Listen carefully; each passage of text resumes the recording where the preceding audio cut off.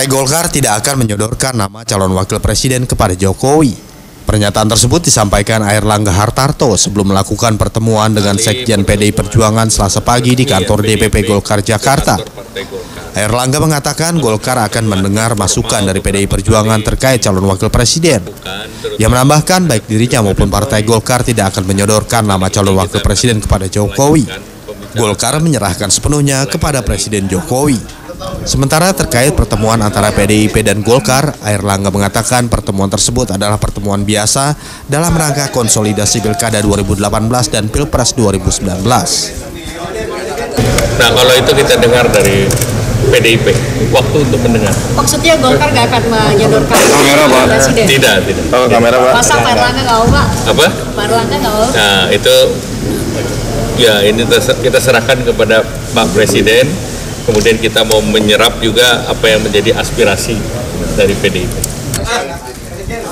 Foto-foto.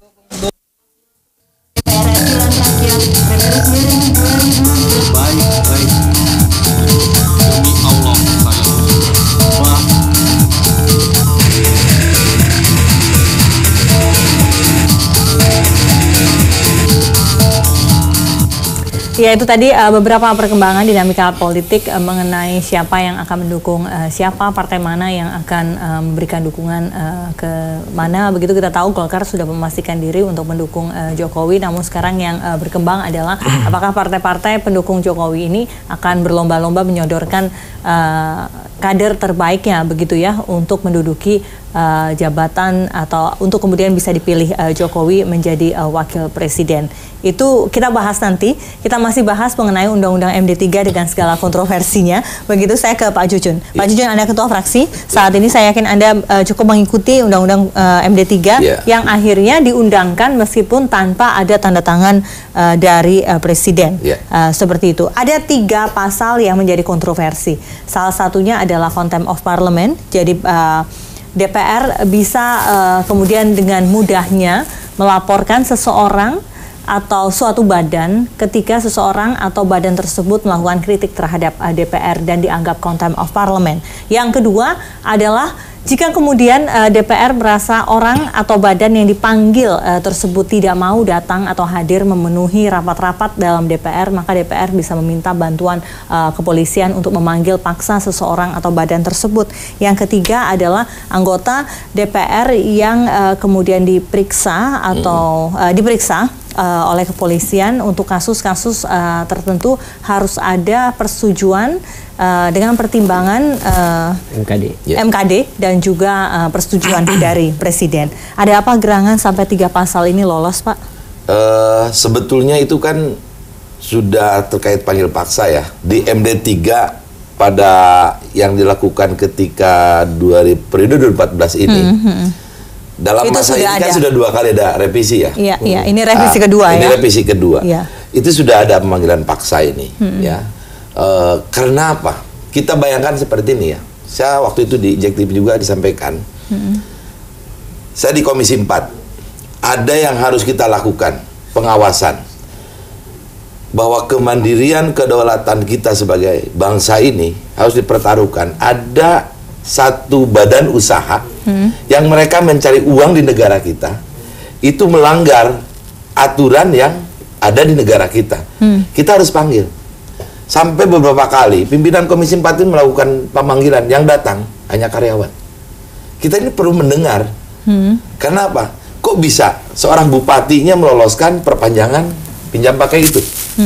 Tapi Menteri Kehutanan sampai sekarang menahan, tidak mau mengeluarkan izin perpanjangan itu. Ini yang mau kita cari, di mana letak kesalahannya.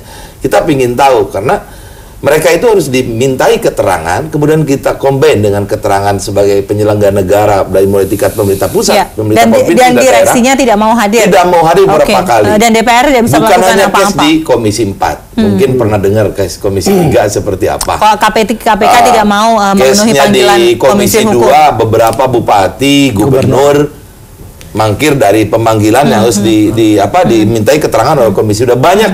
Nah, ini jangan sampai terjadi. Kenapa? Kita ini berikan amanat untuk melakukan pengawasan.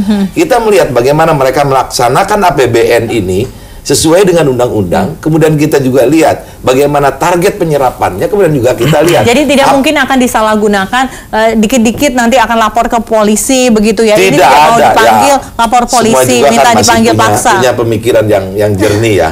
Tidak serta-merta ada kelompok yang harus dipanggil paksa langsung seperti ya memanggil yang dibayangkan agak ekstrim ya. Itu satu pembelaan diri dari DPR ya. Saya akan langsung lempar ke Mas Lusius begitu. Jadi jangan terlalu khawatir juga begitu, tidak akan semena-mena juga DPR dalam memberlakukan peraturan ini. Apa ini. jaminannya itu ya? Nggak ada jaminan pasal ini kemudian tidak akan disalahgunakan gitu ya. Mereka sedikit-sedikit kemudian bisa melaporkan warga atau rakyat gitu. Kan masalah kita itu ada konsep berpikir yang kelihatannya tidak jadi pertimbangan DPR dalam menyusun pasal ini gitu ya. Apa itu? DPR melihat rakyat kemudian sebagai objek yang bisa diproses secara pidana hanya karena misalnya tidak memenuhi panggilan dari DPR gitu ya. Padahal kita tahu ada banyak kemudian cara yang bisa digunakan oleh DPR. Tapi kalau tadi case-nya adalah mau memanggil sebuah badan usaha berkali-kali dipanggil, tapi kalau ternyata terkait tidak. dengan fungsi pengawasan saya kira iya gitu ya, bisa gitu. Tapi kan ada rakyat di pasal ini gitu. Karena apa, Pak? Ada Legal rakyat. standingnya kadang-kadang yang dipanggil ini kan dia justru tidak jelas karena dia badan usaha yang di kita juga legalitasnya nggak jelas karena tidak punya izin usaha di kita. Mohon maaf ya, kita sebut nama di bidang kehutanan aja. Mereka punya perusahaan di kita, legal standingnya kalau yang di kita oke. Tapi kita perlu bosnya ini siapa yang di belakangnya kita panggil perseorang, bukan. Tapi yang dikhawatirkan DPR memanggil rakyatnya untuk dipidanakan, untuk dimintai keterangan. Kalau hanya misalkan tersangkut rakyat kita, ya seperti yang abang tadi sampaikan, bisa secara persuasif apa nih tujuan segala macam. Tidak mungkin Yakin langsung tidak akan dipanggil. melakukan hal tersebut. Dan nanti atau misalnya bukan rakyat ini, kita bicara pada saat itu pimpinan KPK tidak mau hadir memenuhi panggilan DPR begitu. Kalau hal itu terjadi lagi untuk pimpinan KPK atau untuk pimpinan lembaga yang lainnya begitu, akan menggunakan upaya pemanggilan paksa dengan bantuan polisi. Nah ini kan begini, apa yang dilakukan oleh DPR pengalaman-pengalaman ke belakang, bukan hanya kemarin terkait Komisi 3 ya. Di komisi-komisi yang lainnya, ini mitra kita saja, mohon maaf, ada urusan rakyat yang paling penting. Bagaimana ini kalau kemarin kita paham semua impor masuk, padahal panen raya mau berjalan ini. Kita minta keterangan Menteri Pertanian, Menteri Perdagangan, datangnya bang, ini sudah jalan. Ini yang harus kita lakukan. Ini sudah jalan tapi terus kemudian tidak datang-datang. Ya, tidak datang-datang. Ini di mana wibawa DPR? Silakan Mas. Saya kira bagus pertanyaan terakhir, di mana wibawa DPR itu yang harus dijawab DPR, dan sesungguhnya selama ini dicari-cari orang itu wibawa itu kemana? Gitu ya. Konotasinya abang kan pasti kita paham lah ke sana. Tapi kekuatan kita dalam pasal ini bukan terkait tadi yang implementasi yang tadi ya. Kita ini seolah-olah kalau misalkan setingkat rapat dengan mitra, kalau rapat kerja pasti menterinya datang ya, kalau rapat kerja. Tapi kadang penjadwalan, ini harus dibahas di minggu ini. Oh, jadi kalau kemudian orang tidak sesuai dengan jadwalnya DPR, seseorang atau badan usaha, badan hukum tidak mau, harus mengikuti jadwal saja tidak harus klop dengan DPR, langsung DPR akan minta bantuan polisi untuk memanggil paksa ya? Satu case juga saya sampaikan ya. Ketika ini kita minta keterangan mitra kita nih. Kalau mereka misalkan tidak siap bilang, minta polisi memanggil paksa. Kita lagi ada rapat kabinet dengan presiden. Padahal urusan rakyat yang harus, mereka kan mewakili presiden. Kalau seperti itu akan langsung minta polisi untuk memanggil paksa. Loh, kalau dipentingkan, kita perlukan pada saat itu dimintakan keterangan, dan kita memahami kan, bisa melihat kenapa dia tidak datang ke DPR itu. Kalau kemudian tidak datang karena rapat kabinet begitu, akan dipanggil paksa juga. Nanti kan ada mekanismenya. Jadi sebetulnya baik, silakan Pak Said. Saya akan ada tahapan. Udah ujuk gitu kan. Tapi tidak ada tahapan dalam undang-undang ini. Kalau ada tahapan. Jadi beberapa kali pemanggilan. Kita bedakan pasal 73, 122 huruf K dan sebagainya, itu kita bedakan, case-nya bedakan. Tetapi ada substansi soal rakyat yang disebutkan oleh Mas Lusius tadi, itu di situ. Nah, di pasal 73 sebetulnya kalau dari bunyi normanya ya, saya nggak bilang ini benar atau tidak pasalnya. Dari bunyi normanya justru lebih bagus dari sebelumnya. Kenapa? Sebelumnya hanya mengatur bahwa orang kalau 3 kali badan hukum maupun perseorangan itu ya, kalau 3 kali dipanggil oleh DPR berturut-turut tidak mau, maka dia dilakukan panggilan paksa. Kalau panggilan paksa juga dia nggak mau, dia bisa sandra, dikenakan sanksi sandra, kan gitu. Iya. Cuma sampai di situ dulu.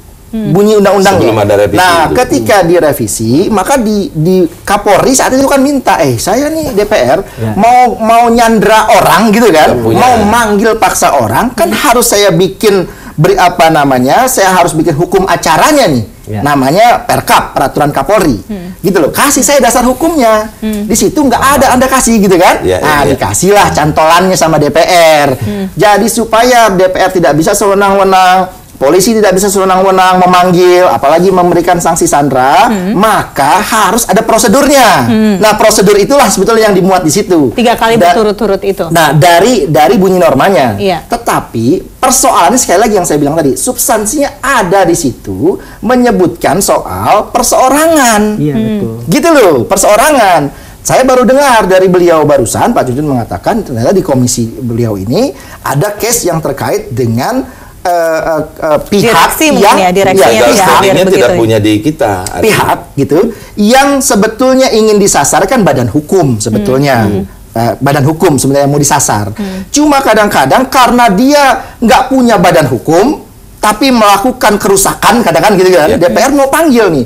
Kalau kita pakai badan hukum saja nggak kena ini orang, nggak bisa kita panggil, maka digunakanlah perseorangan.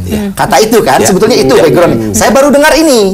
Yang sebelumnya kita dengar adalah background yang Mbak Fetsi bilang, yaitu ada kasus KPK yang dipanggil nggak mau datang, ada kasus gubernur yang dipanggil nggak mau datang. Itu. Kalau kemudian ini menyangkut kepada lembaga-lembaga atau institusi tertentu, that's fine, silahkan saja DPR bikin itu, gitu loh. Dia punya kekuasaan untuk Tapi itu. tadi Pak Lusius mengatakan bagaimana cara memilah-milah. Nah, itu loh, untuk masyarakat inilah muncul polemik, gitu loh. Termasuk apalagi di pasal 122 itu konteksnya adalah kalau merendahkan martabat DPR, kita mengasumsikan sebagai upaya untuk membungkam kritik rakyat, kan di situ sebetulnya. Disitulah persoalan muncul ketika ini menyasar kepada rakyat. Rakyat kayak kita yang nggak tahu apa-apa tiba-tiba terancam oleh pasal itu, gitu loh. Padahal ada historical background dari DPR. Oh, ini saya pernah mau panggil orang yang menggarap HPH atau apa begitu ya. Ternyata nggak bisa kita panggil dengan dasar lembaga. Dia bukan lembaga negara, dia bukan institusi negara.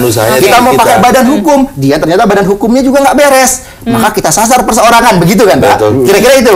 Nah, tapi DPR nggak hati-hati ketika dia masukkan norma setiap orang. DPR yang misalnya kalau 122 huruf K ya, dia kaitkan adalah merendahkan martabat, martabat. Ini nggak ada kaitan dengan yang penyanderaan nih. Beda.